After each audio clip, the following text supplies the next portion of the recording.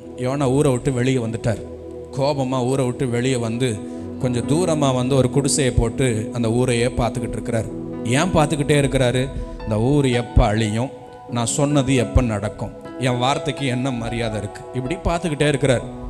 ஆண்டவர் ஒரு சின்ன விளையாட்டு விளையாடுறார். பக்கத்தில் அப்படியே ஒரு செடியை முளைக்க செய்கிறார், ஒரு ஆமணக்கு செடியை. சடனாக நைட்டில் முளைச்சி நல்லா இவனுக்கு குழு குழு குழு குழுன்னு ஒரு காத்தடிக்கிற சிச்சுவேஷனை கொடுத்துருச்சு. ரொம்ப மகிழ்ச்சி. அப்பா வெக்கைக்கு ஒரு நல்ல குழு குழுன்னு இருக்கு.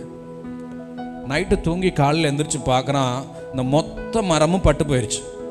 நேராக வெயில் மூஞ்சில் அடிக்குது. பயங்கர கோபம். நான் செத்து போகிறேன், ஒரே டயர்டாக இருக்குது, என்னத்தை ஊழியம் பண்ணி என்னத்தை கண்டேன், செத்து போகிறேன்றார். ஆண்டவர் மெதுவாக வர்றார். ஒரு வேலையும் செய்யலை. நைட்டு அதுவாக வளர்ந்துச்சு, அதுவாக காஞ்சு போச்சு. இந்த மரம் போனதுக்கே உனக்கு வலிக்குதே. 120,000 பேர் உள்ளே இருக்காங்களே, அவங்களுக்கு நான் எவ்வளவு முக்கியமாக இருப்பேன், அவங்க எனக்கு எவ்வளவு முக்கியமாக இருப்பாங்க. அசால்ட்டாக அழிச்சிடும்னு ஜோம் பண்ணுறிய, அசால்ட்டாக அழிச்சிடும்னு நிற்கிறிய, அவங்க எனக்கு எவ்வளவு முக்கியமாக இருப்பாங்க. அவங்கள நான் பரலோகத்துக்கு கூட்டு வர்றதுக்கு எவ்வளவு சந்தோஷமாக வேலை பார்ப்பேன். ஏன் உன் மனசு என் மனசும் ஒரே அலைன்மெண்ட்டில் இல்லை?